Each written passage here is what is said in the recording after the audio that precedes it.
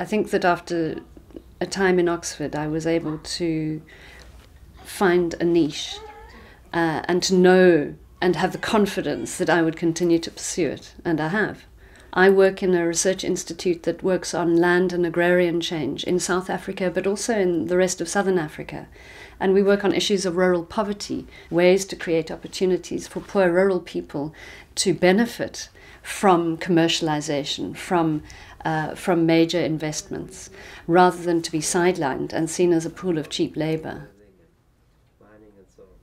For several years I've been part of the selection process for Rhodes Scholars in South Africa.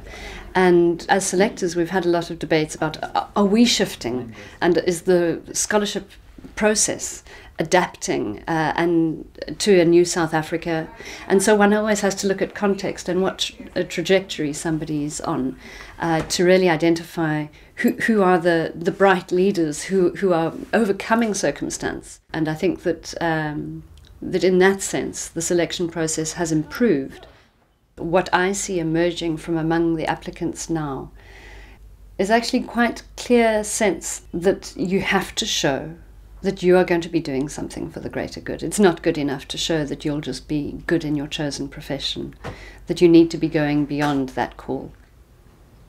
I think that when Rhodes spoke in his will about people taking up public service, he envisaged a new political elite emerging from the ranks of Rhodes Scholars. Instead, I think much of what happened through the 20th century was that many Rhodes Scholars went into business and became a business elite, although many were academics as well. And in the past 20 years, in the first period of democracy in South Africa, I see many Rhodes Scholars becoming human rights lawyers and policy researchers, and people who are not necessarily in government and who are not necessarily private sector, but who are trying to play a role using their learning to have social impact. And I think that that's a very profoundly encouraging feature of the scholarships, and I think it's an important way in which it's being redefined here.